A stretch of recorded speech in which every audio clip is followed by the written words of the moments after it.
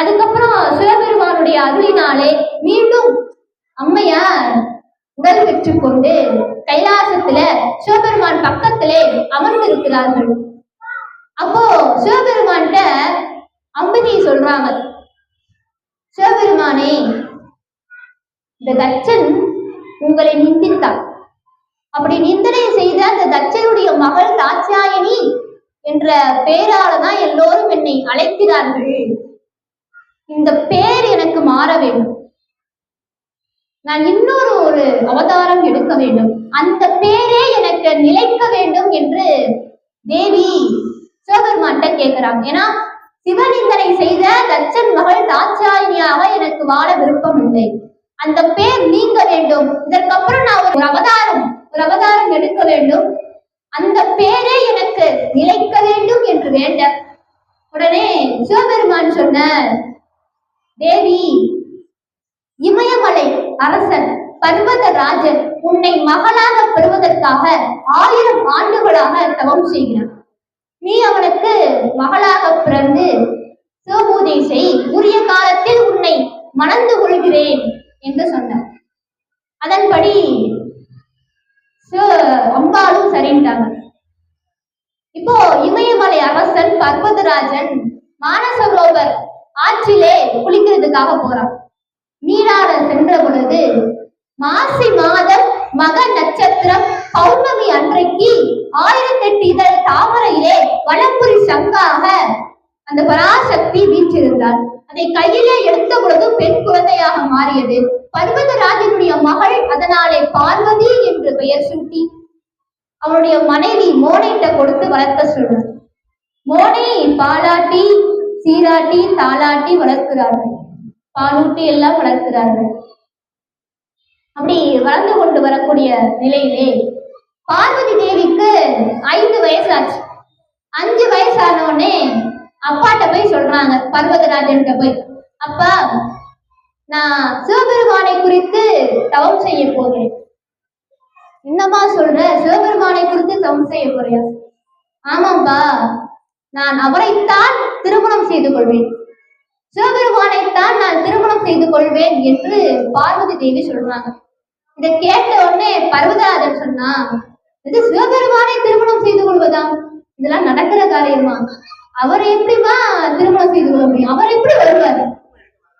அப்போ பார்வதி தேவி சொல்றாங்க, தவம் செய்தால் சிவம் வரும், தவம் செய்தால் நிச்சயமாக சிவபெருமான் காட்சி கொடுப்பார், என்னை மணந்து கொள்வார் என்று பார்வதி தேவி சொல்ல, சரி அப்படின்ட்டு பர்வதராஜனும் பர்ண சாலையெல்லாம் அமைத்து கொடுத்தான். எங்க இமயமலையில ஏற்கனவே அது குளிர் பிரதேசம். அப்படிப்பட்ட இடத்துல அம்பிகைக்கு அப்போ 5 வயசு. 5 வயசு பொண்ணு தவம் பண்றாங்க. காலையில் அதிகாலையெல்லாம் நீராடி படிலிங்கம் அமைத்து கடுமையான தவம் இருக்கிறார்கள். அம்பிகை கூட 2 தோழிகள் உடன் இருக்கிறார்கள். இப்படி தவம் செய்து கொண்டு வருகிறார்கள். எத்தனை வருஷம்? 7 வருஷமா தவம் பண்ணாங்களாம். எல்லாம் வல்ல பராசக்தியே சிவபெருமானை மணந்து கொள்வதற்காக 7 வருடங்களாக தவம் இருந்தார்கள். ஆனா நம்ம என்ன பண்றோம்? கோயிலுக்கு போறோம், ஒரு 3 சுத்து சுத்துறோம், சுத்திட்டு எனக்கு இது தரல அது தரலன்னு கேட்டுட்டு இருக்கோம். காத்திருக்கணும், அவர் நமக்கு நன்மையே செய்வார். அம்பிகை தவம் செய்து கொண்டிருக்கிறார்கள். அம்மா இந்த பக்கம் தவம் பண்ணிட்டு இருக்காங்க. இன்னொரு பக்கம் சிவபெருமான் கைலாசத்துல இருக்கிறார். அந்த சமயத்திலே சனகாதி முனிவர்கள் என்று சொல்லக்கூடிய பிரம்மகுமாரர்கள் 4 பேர் அவங்க வர்றாங்க.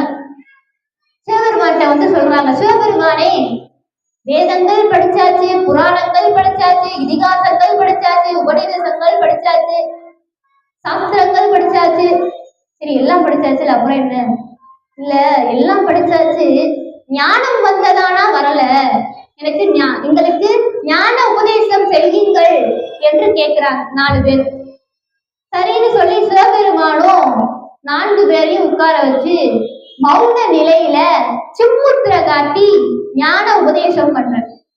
இந்த சிம்முத்திரைக்கு என்ன அர்த்தம் அப்படின்னா, இந்த ஆள்காட்டி விரலானது பசுவை குறிக்கும் உயிர்கள். இந்த கட்டை விரலானது பதியை குறிக்கும் இறைவன். இந்த 3 விரல்களும் 3 மலங்களை குறிக்கும் ஆணவம், கண்மம், மாயை. இத 3ஐயும் நம்ம நீக்கினால் இந்த ஜீவாத்மாவானது பரமாத்மாவோடு சேரும். இதுதான் சின்முத்திரை. இந்த 3 மலங்களையும் நம்ம நீக்க வேண்டும். இதை நீக்கினால் இந்த ஜீவாத்மா பரமாத்மாவோடு சேரும். இதத்தான் மௌன நிலையில சின்முத்திரை காட்டி சிவபெருமான் ஜனகாதி முனிவர்கள் 4 பேருக்கு உபதேசம் பண்ணிட்டு இருக்க. இது ஒரு பக்கம் நடக்குது. இன்னொரு பக்கம் என்னன்னா, தச்ச யாகத்திலே கலந்து கொண்டமையினாலே நந்தியம் பெருமான் அத்துணை பேருக்கு சாபம் கொடுத்துட்டார். நீங்கள் 108 யுகங்கள் அசுரர்களாலே துன்பப்படுவீர்கள் அப்படின்னு சொல்லி சாபம் கொடுத்துட்டார். இந்த சாபத்தை சாக்க வச்சு அசுரகுல தலைவர் சுக்கராச்சாரியார், குரு, அசுரர்களுக்கெல்லாம் குரு, அந்த சுக்கராச்சாரியார் என்ன பண்ண, இதுதான் சரியான சமயம் அப்படின்னு அசுரர்களுடைய வர்க்கத்தை பெருக்கினர். மாயையை கூப்பிட்டார். அவரை கூப்பிட்டு, நீ காசிவ முனிவருடன் சேர்ந்து குழந்தைகளை பெற்றுக்கொள் அப்படின்னு. சரின்னு சொல்லி மாயைக்கும் காசிவ முனிவருக்கும் பிறந்தவர்கள் தான் சூரபத்மன், சிங்க முகாசுரன், தாரகாசுரன், அஜமுகி, இவங்கெல்லாம். அவங்க கூட கோடிக்கணக்கான அசுர சேனைகள் எல்லாம் பிறந்தன. இப்ப அத்துணை பேரும் சிவபெருமானை நோக்கி தவம் செய்தார்கள். சூரபத்மன் அத்துணை பேரும் பெரிய யாக குண்டம் வளர்த்து அதற்கு வெளியில அமர்ந்து கொண்டு தவம் செய்யறாங்க. எவ்வளவு தவம் பண்ணாலும் சிவபெருமான் காட்சி கொடுக்கல. கடைசியில சூரபத்மன் என்ன பண்ணா, தானே அக்னிகுண்டத்துல குதிச்சுட்டான். அப்படி கடுமையான தவம் இருந்து சிவபெருமான் காட்சி கொடுத்து அவர்களுக்கு எக்கச்சக்கமான வரங்களை அள்ளி எள்ளி கொடுத்துட்டு, நீங்கள் 1008 அண்டங்களையும் 108 யுகங்கள் ஆளக்கூடிய அரசாட்சி கொடுத்த, யாராலும் வெல்ல முடியாத வச்சிர உடற்பு, வச்சிர யாக்கையை கொடுத்த, நினைச்ச உடனே சென்று வருவதற்காக இந்த உலகத்துல எந்த இடத்துக்கும் செல்லலாம் என்பதற்காக இந்திர ஞான தேர் கொடுத்த. அந்த இந்திர ஞான தேர்ல அமர்ந்து நம்ம என்ன இடத்துக்கு போகணும்னாலும் போகலாம். அது மட்டும் இல்ல, அந்த இந்திர ஞான தேரை எந்த இடத்துக்கெல்லாம் அனுப்பி வைக்கலாம். அப்படிப்பட்ட ஒரு தேர், அந்த தேரை கொடுத்த. இது மட்டுமா கொடுத்த, இது எல்லாவற்றுக்கும் மேலாக தன் சக்தி அன்றி வேறு எந்த சக்தியாலும் உங்களை அழிக்க முடியாது என்கின்ற வரத்தை கொடுத்தார். சிவபெருமானுடைய சக்தி அன்றி வேறு எந்த சக்தியாலையும் அவங்களை ஒண்ணு பண்ண முடியாது. இத்தனை வரத்தையும் பெற்றுக்கிட்டு அவங்க போடாத ஆட்டம் இல்லை. எல்லா தேவர்களையும் தெய்வங்கள் உட்பட அத்துணை பேரும் துன்பப்படுத்துகிறான் சூரபத்மன். இலங்கையிலே வீர மகேந்திரபுரி என்கின்ற நகரத்திலே ஆட்சி செய்து கொண்டு எல்லாரையும் துன்பப்படுத்தான்.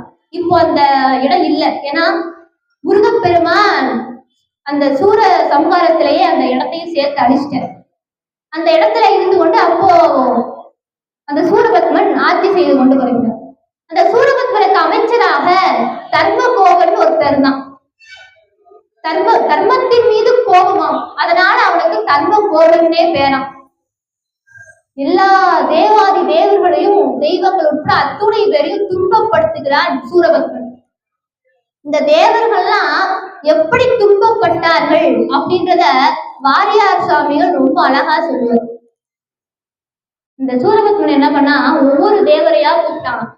உள்ள வாங்க வாங்க, ஒவ்வொருத்தரையா கூப்பிடுறான். அப்போ ஒவ்வொருத்தரும் வந்து சூரபத்மனை பாக்குறாங்க. முதல்ல ஒருத்தர் வந்தார். நீ யாருன்னார். உடனே அவர் சொன்னார், என் பெயர் அலரின்னர். அலரியா? அலரின்னு ஒரு பேரா?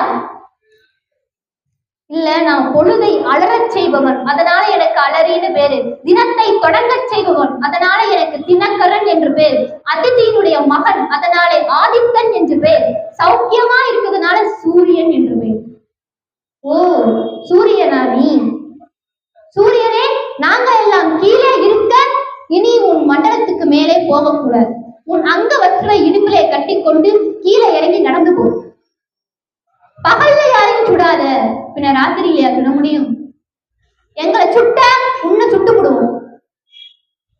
அடுத்து சொன்னார், எங்க மேல நீலகிரி கொடைக்கானலுக்கு போனா எப்படி வெயில் அடிக்கும், அது மாதிரி வெயில் அடிக்கணும் அப்படின்னு. அவனும் நல்லது அப்படின்ட்டு சரி போ அப்படின்னு போயிட்டார். அடுத்து ஒருத்தர் வந்தார். யார் அப்படின்னு. என் பெயர் உளறி அப்படின்னு. உளறியா? இப்பதான் ஒருத்தன் அலறிட்டு போனா நீ உளறின்னு வந்து நிக்கிற. என்னடா பேர் வச்சிருக்கிறீங்க? வித்தியாசமா வச்சிருக்கிறீங்களே. இல்ல, நான் அக்னி பகவான். பகவானா? பகவான்னு சொன்னா உதப்பேன். இன்னும் என்ன உங்களுக்கு எல்லாம் பட்டம்? பேரை மட்டும் சொல்லு. அக்னின்னு. ஓ, அக்னியா நீ? இனி இந்த வீர மகேந்திரபுரியில விறகு வைக்காமலே அடுப்பெறியணும், எண்ணெய் ஊத்தாமலே விளக்கெறியணும். நீதான் சமையல் வேலை பூரா பார்க்கணும் அப்படின்னு. நல்லதுன்னு போயிட்டு வா. போயிட்டு அடுத்து ஒருத்தர் வந்தார். நீ யார்? நான் சந்திர பகவான். பகவானா? பேரை மட்டும் சொல்லு. நான் சந்திரன். சந்திரனா நீ? ஏன் தேய்ந்து பாதி தேய்ந்து இருக்கிறார்? என் மாமனார் கொடுத்த சாபம். இனி இந்த வீர மகேந்திரபுரியில நீ தேயவும் கூடாது, வளரவும் கூடாது. எங்க குழந்தைகள்லாம் சந்திரா வா அப்படின்னு கூப்பிட்டா வந்து விளையாடணும் அவங்க கூட சேர்ந்து அப்படின்னு. சரி அப்படின்னு. இப்ப போ அப்படின்ட்டு அவரு நல்லதுன்னு போயிட்டு அடுத்த ஒருத்தர் வந்தார். நீ யார்? நான் வாயு. ஓ, காத்தா? வீர மகேந்திரபுரி பூரா கூட்டி தள்ளு. ஏன்னா நாங்க விளக்கமாற வச்செல்லாம் கூட்ட மாட்டோம். நீதான் வீர மகேந்திரபுரி பூரா கூட்டி தள்ளணும். வீர மகேந்திரபுரியே ஒரு குப்பை இல்லாம சுத்தபத்தமா தூசி இல்லாம இருக்கும். சரின்ட்டு அடுத்த ஒருத்தர் வந்தார். நீ யார்? நான் வருணன். ஓ, வருணனா நீ? வீர மகேந்திரபுரி பூரா தொளிச்சு கோலம் போடு அப்படின்னு. அவரும் சரி அப்படின்னு. அடுத்த ஒருத்தர் வந்தார். நீ யார்? நான் எல்லோரையும் அடக்குவதாலே எனக்கு யமன் என்று பேர்.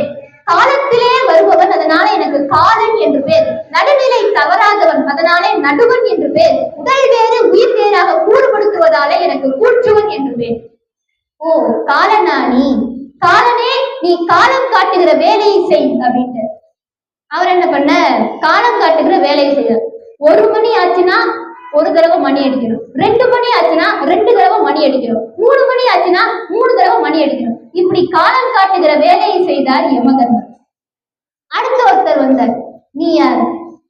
நான் குபேரன். ஓ, குபேரனா நீ? இப்போல்லாம் தங்க விலை ரொம்ப ஏறி போச்சு, அதனால வெள்ளி நாணயங்கள் தங்க நாணயங்கள்லாம் கொடு அப்படின்னு. சரி அப்படின்னு. அடுத்த ஒருத்தர் வந்தார். நீ யார்? இப்ப போனாங்கல்ல, இவங்க எல்லாருக்கும் தலைவன் நான் தான். தலைவனா? நான் தான் இங்க எல்லோருக்கும் தலைவன். யார் நீ அப்படின்னு. நான் இந்திரன். ஓ, இந்திரனா நீ? இப்போ காய்கறிகள் எல்லாம் vitamin A, vitamin B, vitamin C எல்லாம் அதிகம் கிடைக்கிறது இல்ல, மீன்கள்ல தான் அதிகமா கிடைக்குது. அதனால கடலுக்கு சென்று மீன் பிடித்து வாருங்கள் என்று சொன்னார். இப்படி வான் சுமந்த வீரர்களை எல்லாம் கடலுக்கு சென்று மீன் சுமக்க சொன்னார். இப்படி கொடுமையான ஆட்சி நடந்தது. அடுத்த ஒருத்தர் வந்த. நீ யாருனர்? நான் உன் பாட்டனார். பாட்டனாரா? ஆமா, உங்க அப்பா காசிவர், அந்த காசிவருக்கு அப்பா மாரிசி, அந்த மாரிசுக்கும் அப்பா நான் தான் பிரம்மதேவர். ஓ, அப்படியா? நீங்கள் வீடு வீடாக சென்று பஞ்சாங்கம் சொல்லிட்டு இருங்க அப்படின்னு. முதல்ல பஞ்சாங்கம் வாச்சவரே பிரம்மதேவர் தான். வாசிப்பர். தட்சநாயான காலம் புரட்டாசி மாசம் திங்கட்கிழமை சப்தமி திதி மூல நட்சத்திரம் ராகு காலம் 7:30 மணி முதல் 9 மணி வரை, யமகண்டம் 10:30 மணி முதல் 12 மணி வரை, சூலம் கிழக்கு அப்படின்னு சொல்லி வீடு வீடாக போய் பஞ்சாங்க வாச்சிட்டு இருந்தார். அடுத்த ஒருத்தர் வந்தார். நீங்கள் யாருனர்? இப்ப போனாருல, அவருக்கே அப்பா நான் தான், உன் கொள்ளு பாட்டனர். ஓ, அப்படியா? நீங்கள் வீடு வீடாக சென்று யார் யார் என்னென்ன கேட்கிறாங்களோ கேட்ட வரங்களை கொடுங்கள். கேட்டு கேட்டு கொடுங்கள். உங்களுக்கு என்ன வேணும் என்ன வேணும் கேட்டு கேட்டு கொடுங்கள் அப்படின்ட்டு. இன்னும் பல தேவர்களை எல்லாம் சிறையிலே பிடித்து தள்ளினார். எல்லா தேவர்களும் சிறையிலே துன்பப்பட்டார்கள். தேவேந்திரனுடைய ஒரே மகன் ஜெயந்தன், அவனும் சிறையிலே துன்பப்பட்டான். இந்த சிறையிலே அலம்பாத ஏனம், அதுல உப்பில்லாத கஞ்சியை போட்டு இத குடி, அவன் கைய கால ஒடி, அவன் தலையில ஓடிடி அப்படின்னு சொல்லி எல்லா தேவர்களையும் துன்பப்படுத்தி கொண்டிருக்கிறான் சூரபத்மன். அவங்க படுற துன்பத்துக்கு அளவே இல்லை. இப்போ எல்லாரும் சென்று என்ன செய்ய அப்படின்னு சொல்லி எல்லாரும் கூட்டம் போடுறாங்க. பிரம்மதேவர், திருமால் எல்லாரும் ஒரு கூட்டம் போட்டு பேசுறாங்க என்ன செய்ய அப்படின்ட்டு. அப்போ எல்லாரும் பேசிட்டு இருக்கும்போது சொல்றாங்க, சிவபெருமான் அவர் ஜனகாதி முனிவர்களுக்கு ஞான உபதேசம் பண்ணிட்டு இருக்காரு. பார்வதி தேவியார் தவம் பண்ணிட்டு இருக்காங்க. இப்போ 2 பேருக்கும் திருமணம் நடந்தால், பார்வதி திருமணம் நடந்தால் குமார சம்பவம் நடக்கும், சூர சம்ஹாரம் நிகழும் அப்படின்னு. சரி, எப்படி பார்வதி திருக்கல்யாணத்தை நடத்துறது? 2 பேரும் இந்த பக்கமும் அந்த பக்கமும் தவம் பண்ணிட்டு இருக்காங்க.